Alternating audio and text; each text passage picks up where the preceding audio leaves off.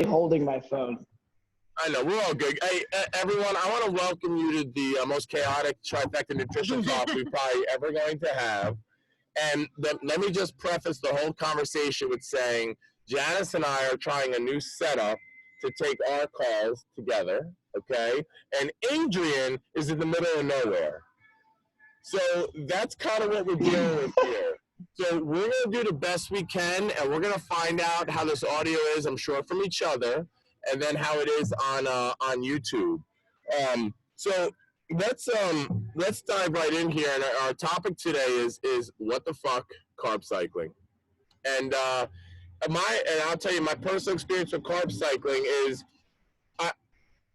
it was in the I think Bill Phillips from EAS, and he wrote the Anabolic Diet. And I believe that was in Bill Phillips' book, and he was like an old school bodybuilder. And that was the first time I really saw anything resemble kind of carb cycling around workouts and calorie cycling and things like that. And it seemed that he was telling the story that it was the next best thing to steroids.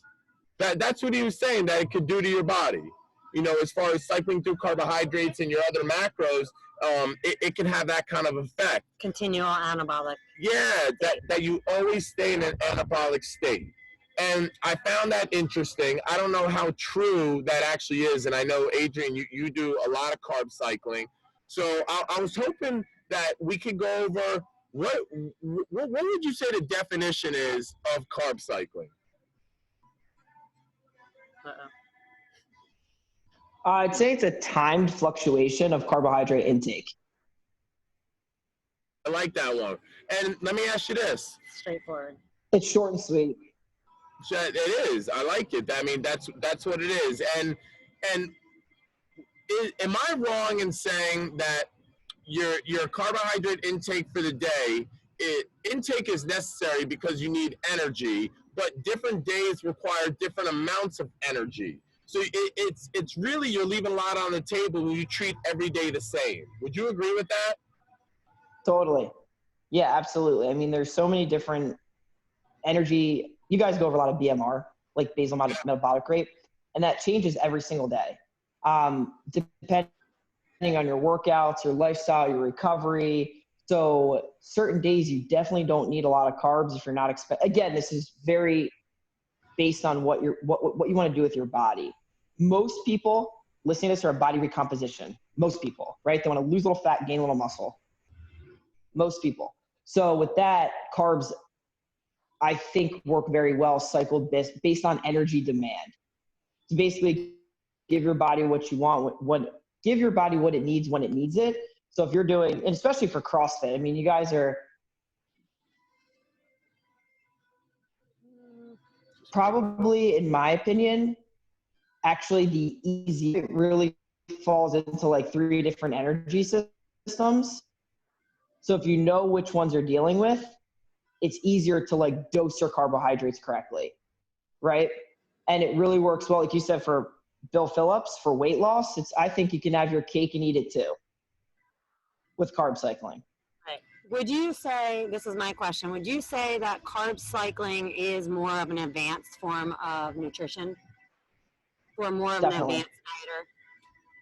Yeah. Because, yeah, I mean, go ahead.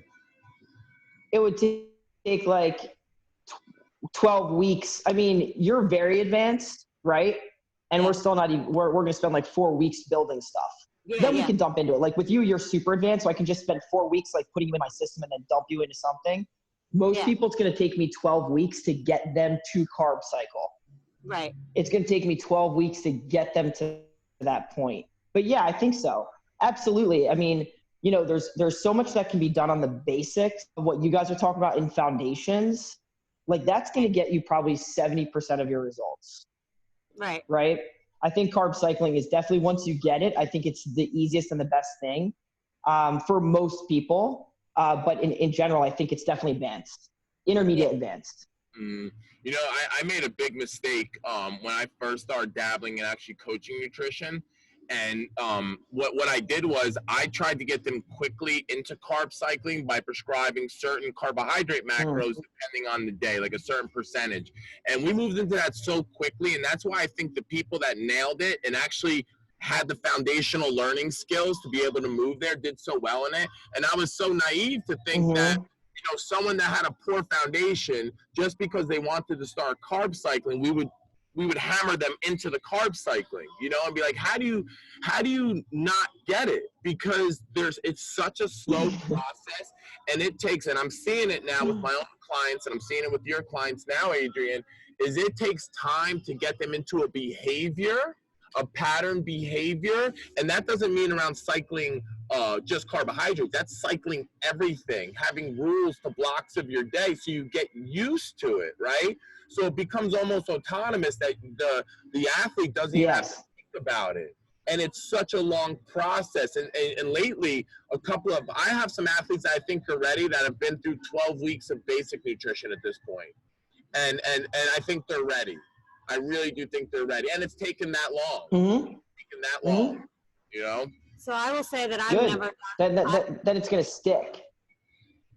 Yeah, and I've never done carb cycling on myself without calorie cycling at the same time. So I don't know if that's how your approach is too, is that that you change carbs and overall calories also change. But I know for me, I've said it before, Lyle McDonald is a guy that I followed for a long time, and he did he has a website, bodyrecomposition.com. Yeah. His was all, you know, basically performance based. And I know that I've said before on the talks that I've hit the carbohydrates more on my training days, pulled back on the carbohydrates on non-training days, but I've also, when I was in that fat loss zone, pulled back on my calories on those days as well.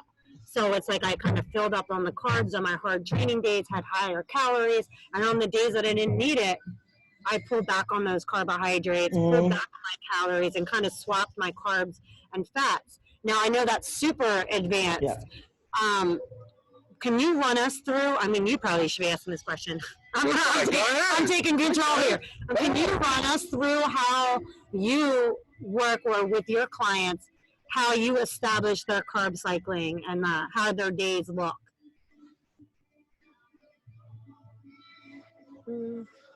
Sure. Usually they go through the first, like, you know, as I stated before, 4 weeks of getting their hydration down, workout nutrition down, then moving into understanding protein grams, what type of proteins, when to eat them, when not to eat them, because some carry fats, yada, yada, yada. Then we get into vegetables.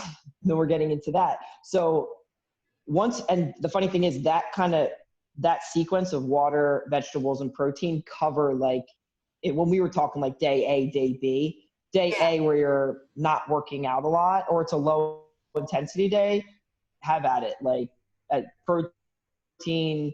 And the thing is, if someone's loading up on protein, vegetables, and a little bit of fats, they're typically not going to spill over on their calories. I'll start looking at that if I see measurements that aren't moving in the direction that they want. Like if they're body recomp, they want to drop body fat percentage, right? I'll take a look at that only if it's not working. I really don't go into the calorie cycling till something doesn't work. So then after that, we have day B, right? Day A, day B, of then teaching them. Oh, I'm sorry. I'm going a little bit out of sequence. Let me rephrase that. So we get everybody done through protein. Then we get into carbs. So the first thing I've everyone do is understand what carbs are and aren't. Because some people just don't know, and that's okay, right? There's a lot of confusion in the nutrition industry too, and confliction. So we clarify what carbs are and aren't. Then we just highlight like the big ones that show up that aren't that good. So if they're eating like 2 chocolate chip cookies every day, we just try to cut one out. I try to stabilize everyone at 100 grams of sugar carbs. So that's like the sweet spot for not getting your insulin too high, where they can still burn a decent amount of fat and have enough energy to work out. And at that time, I kind of don't care, right? I just want to get them at 100 grams. Right. So normally what people do on their own is they start taking out the high sugar stuff. So if they're eating 60 grams of chocolate chip cookies, they'll have a half of it, so 30. So they start reorganizing that themselves, and with the help of me. If they get stuck on something, sometimes I'll give them a swap out, have them reduce. I'll work with them on how to lower that down. That sometimes takes 2 weeks to get someone from, most people don't realize they're eating 250 grams a day down to 100. And just keeping it stable. That way I'm stabilizing their insulin. They understand what 100 grams feel like. They can train on it. They can control it on the weekends. They start asking me questions about alcohol, cheat meals. I'm like, I don't give a shit. Just keep it at 100. Then from there, we carb cycle. So once they get a baseline of 100, then, and again, that 100, listen, if I'm dealing with a very, very muscular dude that's like 6'5", like his baseline is going to be 100. It's going to be a little higher than that. But it's roughly around there. And then of half their amount. So before I do that, I ask them the 2 days that they're the absolute busiest and they don't work out that much. So I'll have 2 days at half the amount. I'll do 50 grams. And then they do that for a couple weeks. And that's a 5-2 split where two low, 5 regular at 100. Then I'll start pushing that needle more and more till I get them about 4 days low. And then I start adding in carb ups after that. So that's different ways to keep people stable, right? And then they get those. It's 2 days where they start to feel something change within their body. Then they can ease back into 100. Then they start feeling more comfortable with those lower days. I can start stretching them out. And then I can start adding in carb ups on the weekend. And what that really is having them be a little bit like indulgent more in social settings. So if they've got a big day on Saturday, I don't know, or they're going to, do a tailgate, go to an Eagles game. I pray to God that happens sooner than later. Just have a whitewash of a day that they can still do that. And then I just have to adjust their low carb days accordingly. And then the cool thing is people, one of the biggest things that I like to hear people is that I teach them empowerment, which is, how to control their own shit. So if I'm going to do a big, competition where I'm going to lift and then afterwards I'm going to drink a bunch of beer and pretzels or whatever, I should be able to know how to rectify that situation within my diet over the course of the next couple of weeks. Like how to drop my carbs low. And it's really not that hard. Very good education after 12 weeks where they are completely fine on handling situations. So really it's a situational carb cycling. Right. So even when I was asking you, I need to know your social schedule. I need to know when you're going out. And that's, I think, the biggest difference. I just got off a coaching call to one of my coaches. I said, the biggest thing you need to do is get their work schedule, their training schedule, and their going out schedule. Map all of that in the next 3 months because those are already routines in place. Then your job as a coach is to go in there and put nutrition where it's going to work the best. Right. Does that make sense? That's how I go about it.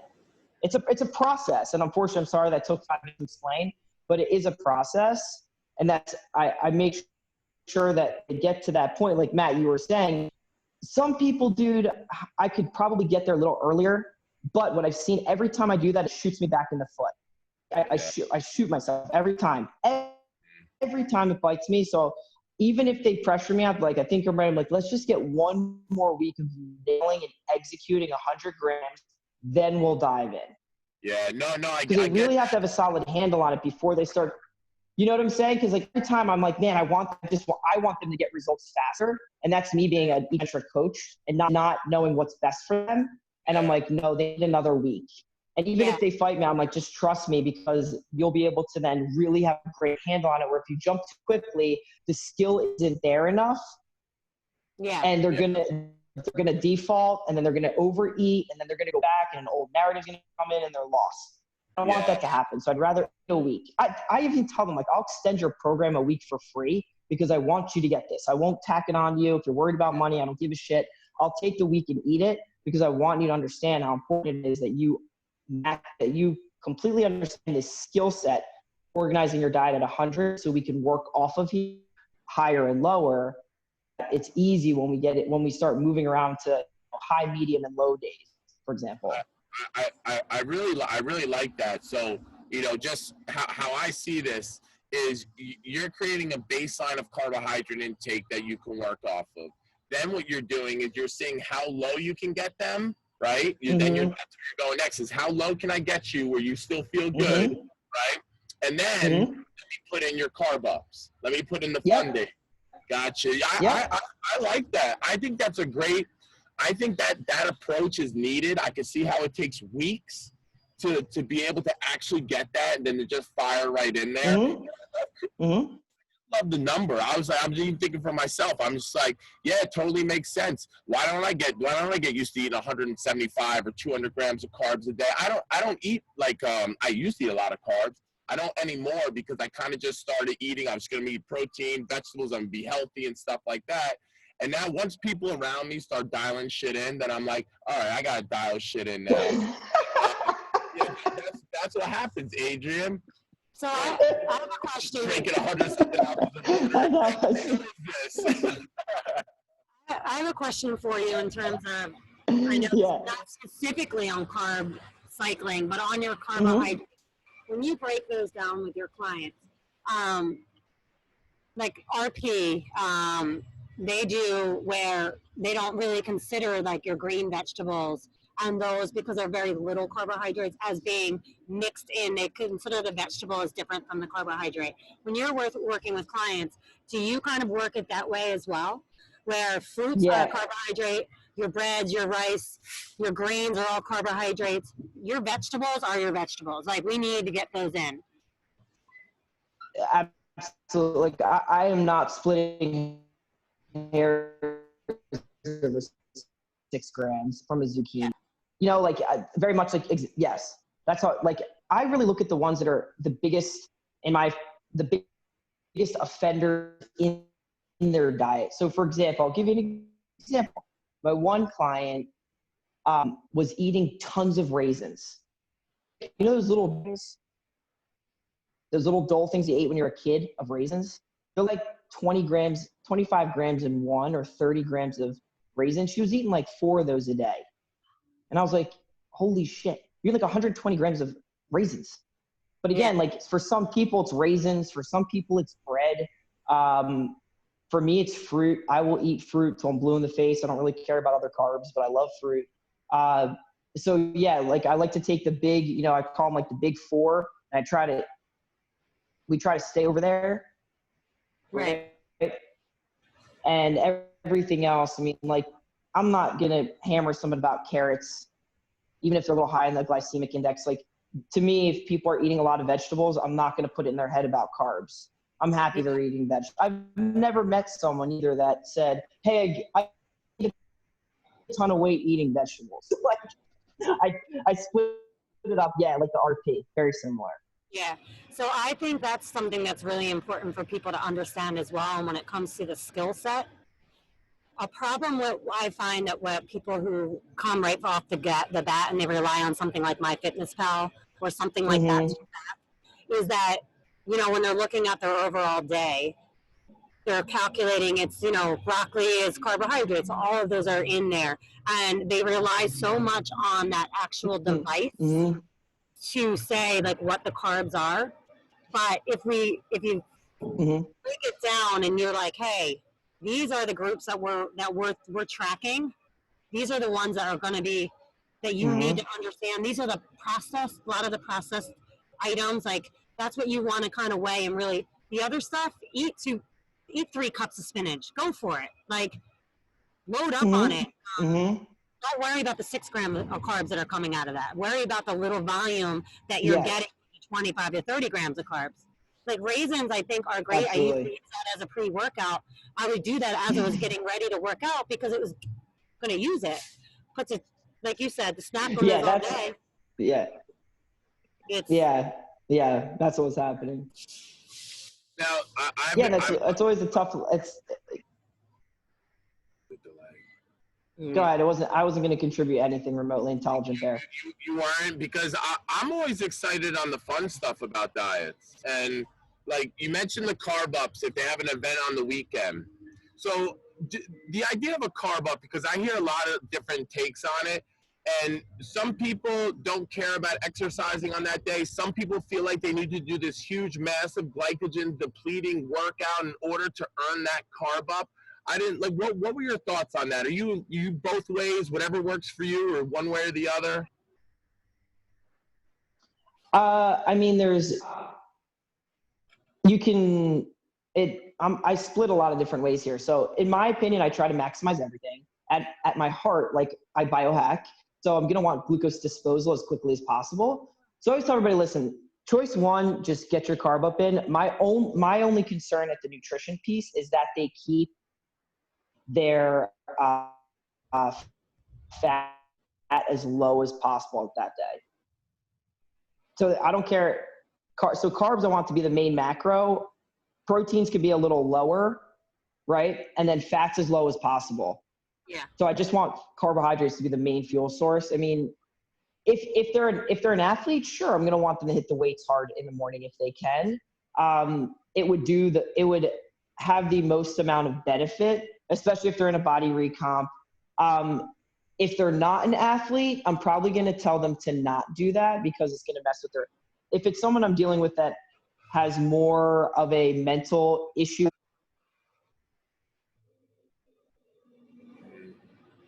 So I might not have them work out at all because they might get into that earning type of behavior where they think they have to earn it. Does that make sense? Yeah, absolutely. And I want to stay away from that as far as I can. So it really depends on the person. But if it's an athlete, I'm going to tell them, hey, get up and get in a pretty hard workout. Sure, if it was a glycogen depletion, dude, that's the way I would hack it. I would get up to a big glycogen depletion.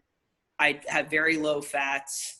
I take a bunch of berberine. I take it 3 times a day, 500 milligrams with each meal. So that's typically how I spin it. That's how I do a carb up. And I try to keep my fats really, really low because I don't want my body competing for which macro source. Sorry, my earbuds just died. Yeah, was that what that was? I thought it was these guys. Speaker. I know that when I first really dialed in, prior to actually carb cycling on a regular basis, are you good right now? Good. Yep. Can you hear me? Yeah.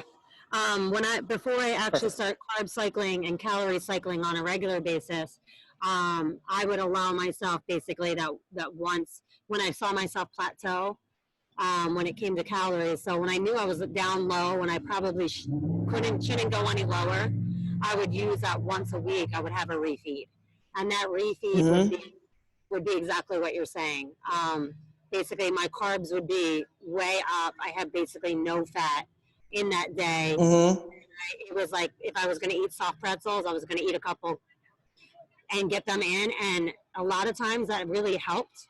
When I got on the scale later, it really kind of helped get you back over that plateau and keep you going along. Yeah, I think.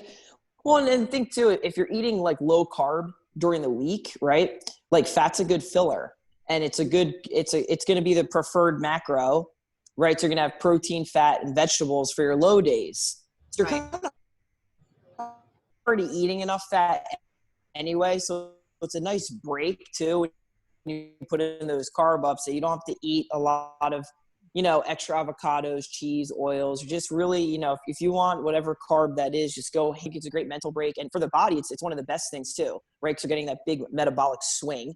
And then, if you're up here and then your metabolism is supposed to stay here, but then I drop your carbs to here, but your metabolism's still going at level 10, but your carbs now are all the way down here. Yeah. So you're still going to burn up all that. Big fan of that. I mean, I just think it works for carb cycling is nice, or calorie cycling, whatever type of cycling, because you're working it into an open architecture lifestyle plan, which is what people want. They really want something that's going to work with their lifestyle. And I think what happens is a lot of these prefabricated diets, right? They work for people that fit into that diet mold. Yeah. Where that like style fits in. And it's just like a preferential style. And I like carb cycling because you can make that style work for a lot of people. I guess that's why I've leaned on it the most, because it just seems to work with almost everybody. Not everybody, but I probably use it 80% in my nutrition practice. Yeah. Let me, sometimes I see the problem is people that come from a very clean eating kind of way, or maybe a whole food foods based, because there are foods that also benefit you in carb cycling. So I'll give you an example. Do you know what my favorite thing to prescribe for carb cycling was as far as food? You know what it was? Sweet potato fries. Yeah, that's a good one too. But how about a Rice No, Krispie they're so treat? good. How about a Rice Krispie treat? Oh my God. How about a Rice Krispie treat? I mean, that was like my favorite thing. And people, sometimes I'll do it to people that need to get over this food versus that food, where they're like, Golden Grams can't be the same as oatmeal. It can't be, but it can be. It can be the same. And people sometimes need to get over that when they're eating really clean. You program these carb feeds. It's like, no, you have to get over. Sometimes you have to use food to your advantage. You know, there is no good food versus bad food sometimes. Are you ever prescribing Golden Grams, Adrian? Ever? I mean, sometimes I will have to force people to like, I do get a lot of people that do eat like too clean. Right. And I'm like, and I don't know if that's a thing. More or less, like I see that they eat the same type of foods. Right. So like boiled chicken, brown rice. I'm like, where does brown rice come from? Like, I am the biggest anti-brown rice person in the world. I don't eat it. Anytime someone says that, I'm like, you know that it's like the worst rice you could eat. It's bland. It has no fiber in it. It's stripped down, so then they have to put coating back on it, which is full of phytic acid, which is even worse for you. So just eat Chinese restaurant.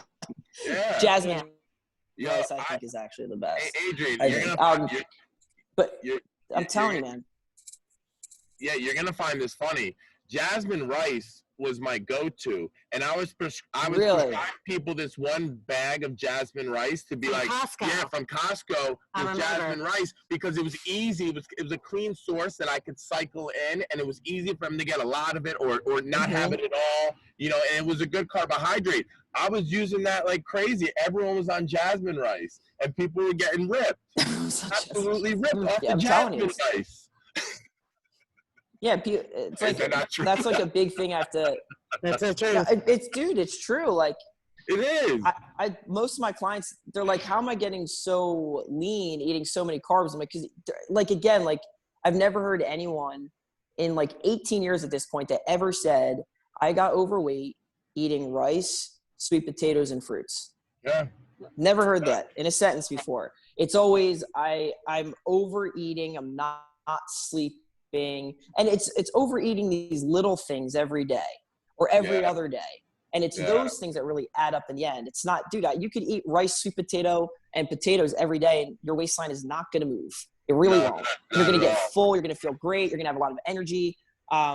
So yeah, just really tackling those, and that's what I see with a lot of people. I'll see that in their diet, and I'm like, why don't we try some other things in there? Right. So sometimes I'll have to just pull in like maybe a different carb to try, or just something to more or less round out their nutrition profile with carbs.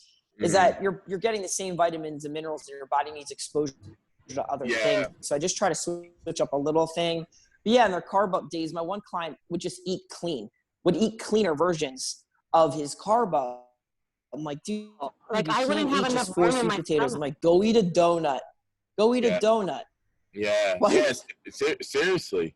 I mean, I couldn't agree with you more. Because trying to eat clean, a lot of times people who are eating clean, you're eating more volume, nutrient-dense food. Yeah. So, like, I wouldn't even have enough room in my stomach.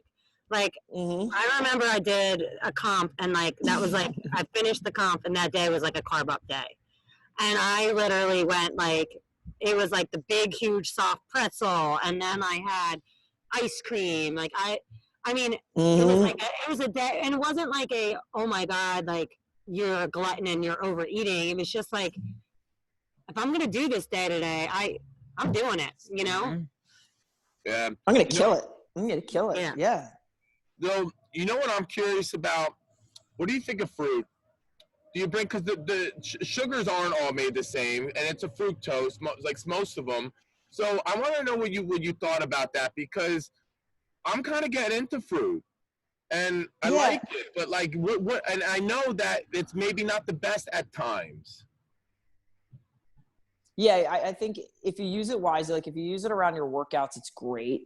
And there's, like I said, the low ORAC or the high ORAC, low glycemic ones like berries, can't go wrong with. You really can't go wrong with berries. Citrus fruits are the best around workouts. because they don't have fiber in them and they're quick in and out. The only thing I get a little touchy on is if my clients are pounding bananas. I don't mind bananas. I love them, but some people eat like 3 bananas a day, right? Or they're eating like because it's easy and it's portable. I think that's more or less the thing. I don't see how fructose is banned from diets. I don't understand that. But it comes up a lot. Like people like demonize it. Like you don't need fruit. I'm like, if it's too much, again, if it's too much in someone's diet, that's the only carb.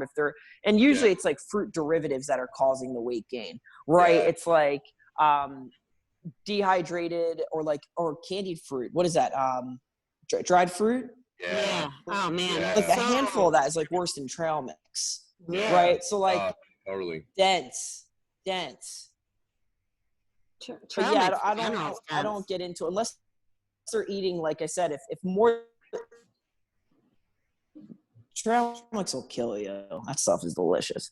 I mean, but outside of that, I don't know anybody that's eating that much. No, it's a problem in my house. We had to stop buying it. The Archer Farms brand from Target, we had to stop buying it, Adrian. It was a serious problem in my house. It was. We eliminated it. It was that big of a problem. Why? What was going on? What was so bad? Listen, down in a bag. I can down a bag of that without even blinking. Now I'll pay for it in a couple hours, but it's not a problem for me to take down a bag. It's not a problem for the kids, Laura, to keep on fetching snacks over and over and over again. We would clear out Target. Clear them out. Damn. Wait. Damn, that's nothing can be worse than that cookie dough bites, whatever or those brownie bites. I know. Why are we talking about junk food now? I was going to go over my health food that's going to be my new claim to fame that I added to my diet. And Laura's like, why the hell did you buy these? We never have grapefruits in my house. What is it? Grapefruit. We never have. Oh my God. The next thing you know, Matt's going to be doing a grapefruit diet where he's eating grapefruits for 5 days straight. Seriously? No, I have one. You're going to be fired if that's the just grapefruits. I have a grapefruit, either a whole grapefruit in addition to other things before my workout, or at least a whole grapefruit with whatever else I'm eating after my workout. I like them. Or sometimes I may have a snack at night, and it's a grapefruit. You know, I'm liking them lately. But so you're really into grapefruits right now. No, it was what you said. It was just funny you said about citrus you're a fan of. And I was actually looking to add more like vitamin C hydration from fruits, especially grapefruit. I like the way it tastes. And I didn't really want to do oranges anymore. So, and I wanted to add that in the food source, instead of supplementing it. So I was like, let me get some grapefruits, and I enjoy them. I really do. But it was a serious point, but joking point. But we're gonna get famous off of grapefruit. we really are. We really are here. Grapefruits. Like I said, I don't think there's any bad. Yeah. Bad. Yeah, they're great. They're great.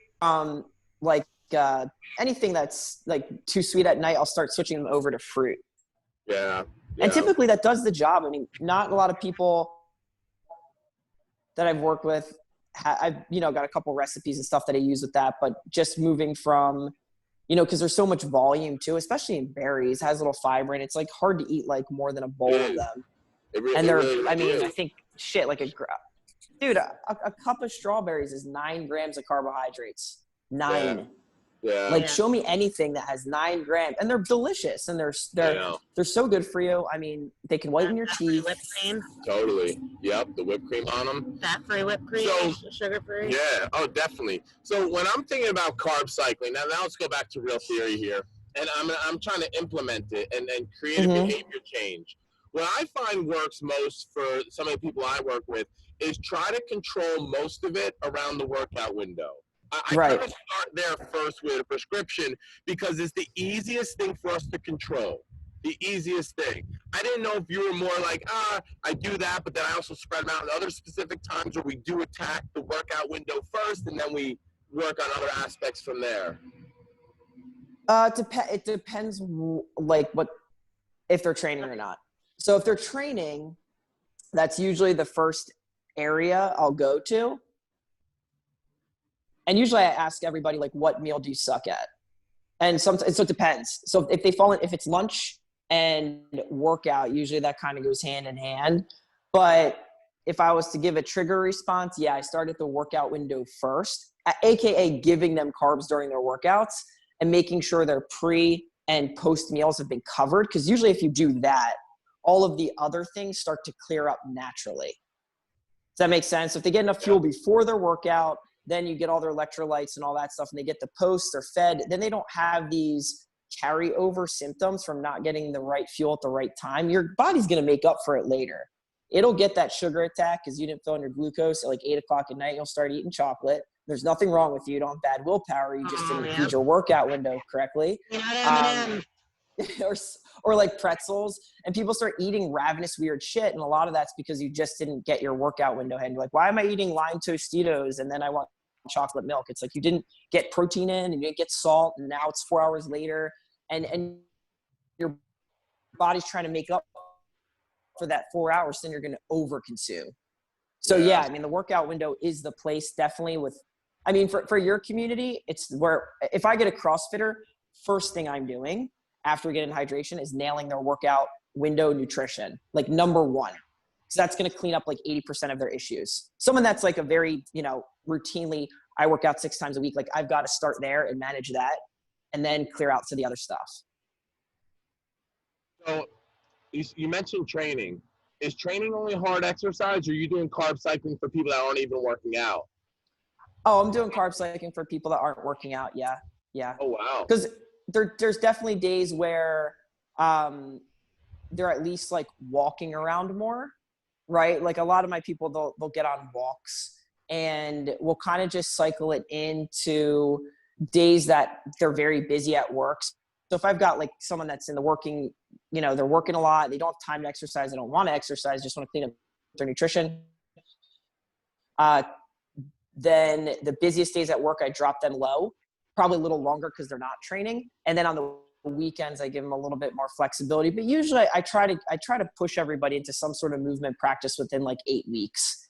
Even if that's just upping their walking or something, I try to just, because they're getting more energy, they're sleeping better, they kind of want to then start to move. Does that make sense? So like everyone ends up at the end of 12 weeks, they end up doing something. Like, dude, just go join a yoga studio and do 2 times a week. I don't care. Just go do something. After 8 weeks, they feel good. And they're like, I kind of want to go do things. I'm like, great, let's go over here. Then that changes a little bit. But yeah, most people, even if they're not training, I'm going to carb cycle them just so they understand it as a skill set. Because most of them party on the weekends. So they need something to offset that. Oh, yeah. So we can program that. I'm even looking at the person. It's so funny you said that, like people that are on training. So I'm looking at the guy or gal that works 5 days a week, and then they have to do mulch all day Saturday, right? That's a lot of activity.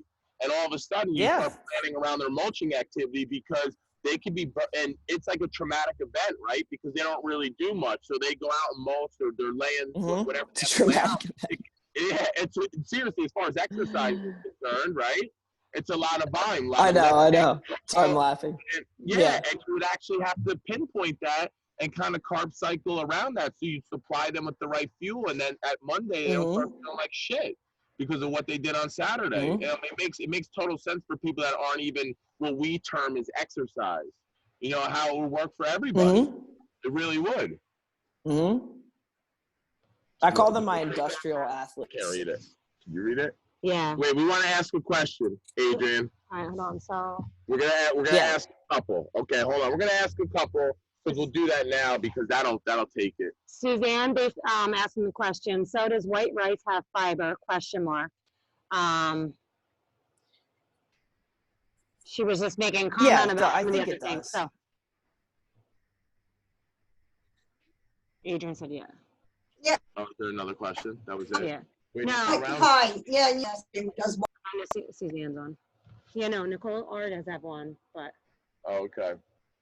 So Suzanne, was that a good answer for you? Yeah. I didn't get it. It got all jumbled. Yes, it does, and brown rice doesn't. Is that the answer? You there, Adrian? Let's look it up. White rice does not have a ton of fiber, if any.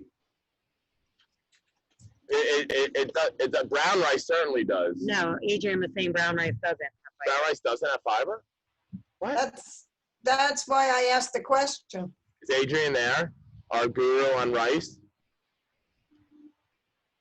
It looks like she got booted off. No, she left because you stumped her. White rice has minimal fiber. Not a gram. Yeah. All right. I think the point he was trying to make is that everybody's so hooked on brown rice versus white rice. Adding the white rice, having white versus brown rice, they're not like, either one of them will work. So don't believe that if you're eating rice that you only have to eat brown rice because it's kind of been said to you, you know, if you're looking at brown rice, white rice versus like white processed pasta, they might be different kind of carbs. You know what I mean? Yeah, I got you. Okay. Yeah, it's been ingrained that brown rice is better. Now I've learned differently. Love sweet potatoes. They have good fiber, right? Sweet potatoes are great. Yeah. Oh, we're going to answer one more question, Suzanne. I'm going to mute you. Yep. All right. Nicole asked us about saying that a person typically needs 50% of carbs in their workout window. Can you guys give an example of exactly what that volume would look like in food? Yeah, that's pretty easy. So let's just say you were someone that was eating. You want to make Nicole a works big at number? 9:30. So Yeah. She works out at 9:30, so she's getting breakfast in, and then probably she's having a shake afterwards. Is what I'm assuming. So that would look something like, so for me, that would be I'll have very few eggs, and I would probably, like, if we were talking about 50 grams of carbohydrates, if we're taking 100 and saying that or half of them need to be before and after, that's like one piece of toast with a little bit of jelly on it. Like, that's what 25 grams looks like, and then 25 after. So that would be 50. That would be 50% of 100 grams for the day. Then those other 50 grams would be spread out in your meals, probably with vegetables and whatever else you were eating. But that's what that kind of volume looks like. I mean, for a 50 or 25-25 split, that could be really easy in your protein shake. Any of those carbohydrate additives like cyclic dextrin or dextrose, every scoop contains 25 grams. So if you just put a scoop in with your protein, that's what your 25 grams looks like. For me, what 25 grams look like, but I do a little bit more. I actually do 40 and 40, and sometimes 50 and 50. For me, it looks like one of those single-serve Dole fruit and greens, and I put that in my smoothie with my protein, and sometimes I'm adding a little bit of honey because I think the fruit and green single-serve is only 34 grams, but it's like a good handful of frozen fruit. It's got bananas in there. I think it's got some pineapple. But again, that's kind of what the volume looks like. If it was me and I was a guy doing this that eats more carbohydrates, for me it would look like 2 pieces of toast with jelly on both of them. I mean, that's what it would look like for me if I was eating breakfast, you know. And what my after workout nutrition is, which is 98% of the time, it's a smoothie, you know. So that's what that looks like. All right, Adrian, we just solved world hunger. We're good.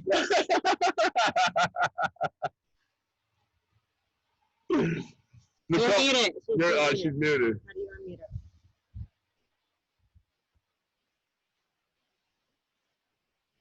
Can you hear me? Yeah. We can hear you now. My phone just went black. Like, I knew it was low on battery, but I wasn't like checking it, and it just went. I was like, cool. I thought I had at least like 30% before I got on here. Yeah, you just went completely like dropped off. I'm like, oh, she's gone. Yeah, it just turned off. It just turned off Yeah. completely. I'm like, really? Really? Matt was just answering the question. The thing is, out here, my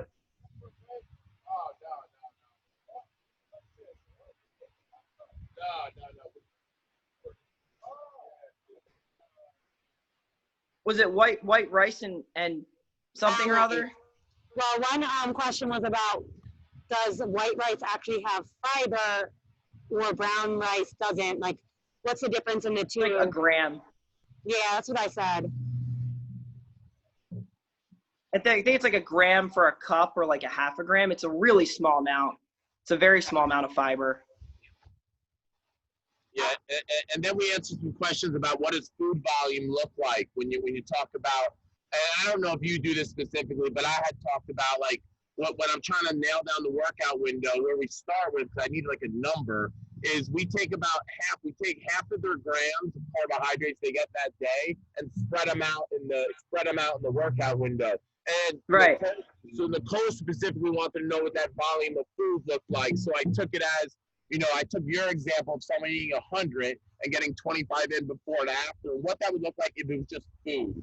We talked about like maybe a simple piece of toast with some jelly or honey on it, or a rice cake like with some honey or jelly on. It'll give you about that 25 grams, Yep. So she wanted to know what it looked like in food. But what I mentioned to her is she's someone who's probably ready for carb cycling. She's been doing nutrition now with us for probably 2 years, maybe 3 years even.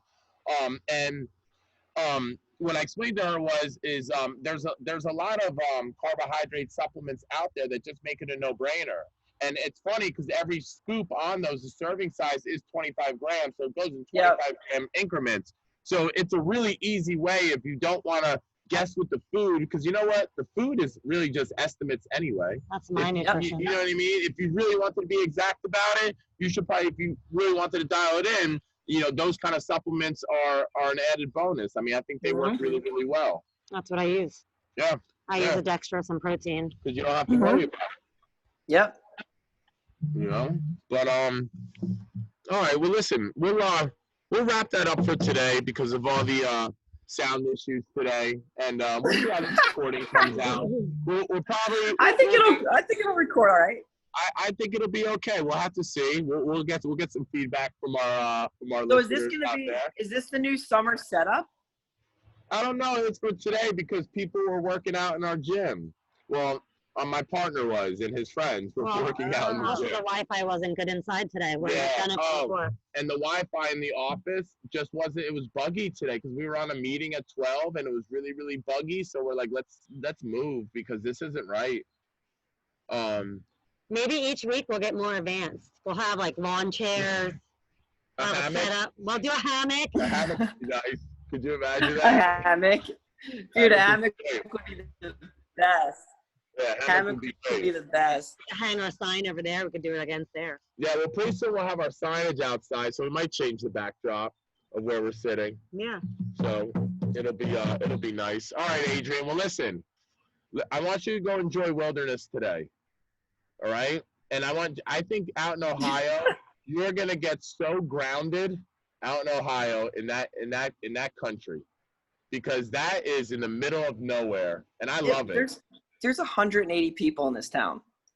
Oh my God! You're coming from Philadelphia to where I was 180. literally like packed in like a sardine in South Philly. Like there was just like, I mean, you look 6 feet and there's somebody around you.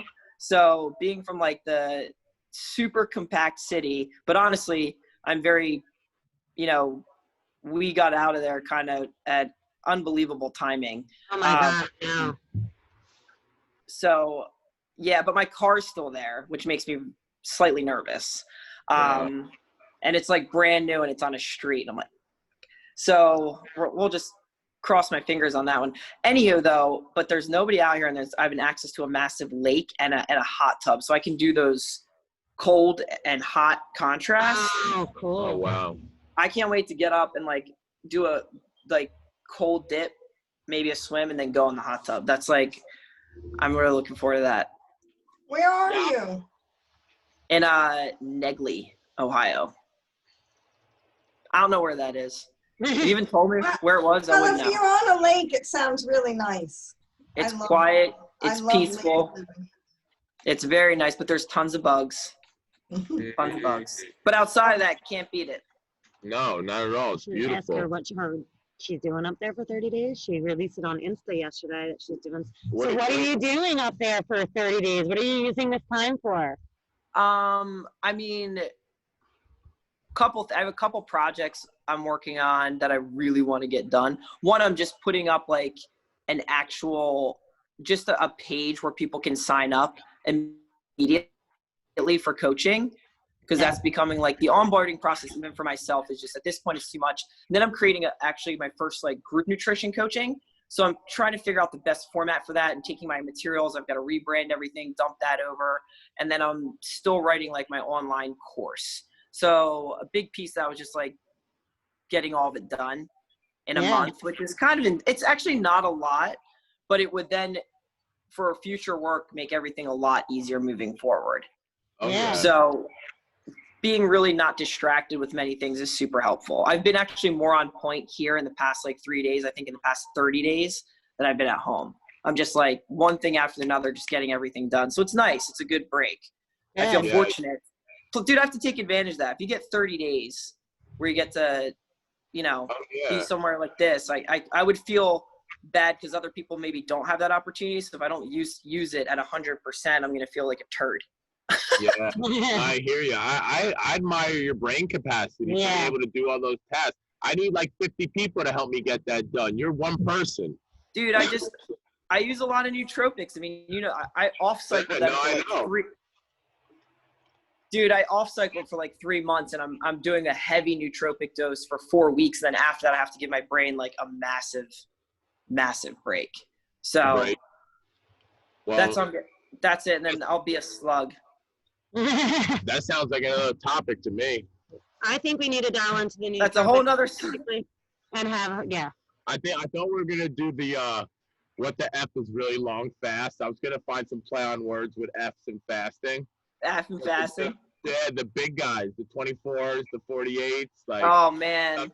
Like I think I think we maybe need to talk about that. I did one for the first time the other day. Really?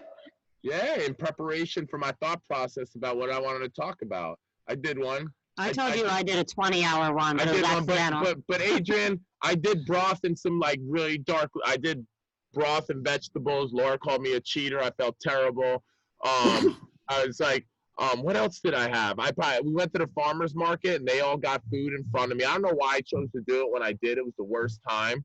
And they got farmer's market and they boiled broccoli. And that's what I snacked on, boiled broccoli and a couple pickles. And then Laura called me a cheater again, right? And I'm like, what do you mean? Like, I'm easing into it. That's technically cheating. Is it, Adrian? That's cheating. Do I get a C+ or a C- on that attempt? I mean, it's a C+, I would say. Thank you. Yeah. I mean, you're not gonna, I think, bump your insulin with broccoli or pickles, but I think it's more or less giving your stomach the break of just digesting things, right? Listen. So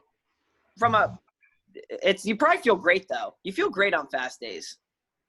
No, what I'm gonna do is tomorrow I have a busy day, so and I won't be home a lot, which is good for me, and I'm going to do it tomorrow.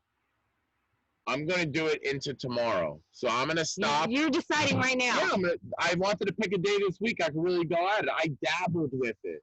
Okay. So that was like a practice round. That was a practice round. Now I want to do a real one. I realize the weekends are not a good time for me to do that. And a good time for me would be the days that I'm slammed with stuff to do. And so I don't have to worry about, it's not the hunger. It's more the, boredom, also being social. Like my family's going out to lunch and I'm like, I was eating my broccoli. I'm cheating. I'm failing right now. But anyway, it needs to be on a day where I actually have a lot of stuff to do. The hunger doesn't bother me. It's more the social and kind of behavioral aspect of eating that bothers me. Yeah, I always tell everybody, just pick your busiest day at work. Because by the time you get home, it's not that bad. Well, it's on. Telling you that right now. Doing it? It's on. All right. What time do I stop eating? About 5 o'clock, maybe. I'll see. I just find it funny that it wasn't until right at this moment that he decided that right it's now time to do it. Like no mental preparation. What are you talking about? I just had a 1-hour nutrition consult. Oh my God. Now he's gonna stop at the grocery store and get more bone broth. Get more bone broth. That's the way to do it. So I can do the bone broth and then Laura won't shame me? No, bone broth's fine. Okay. All right. I got the rules. I'm on it. All right, homie. All right. I'll talk to you next time. Enjoy yourself. All right. See ya. Bye.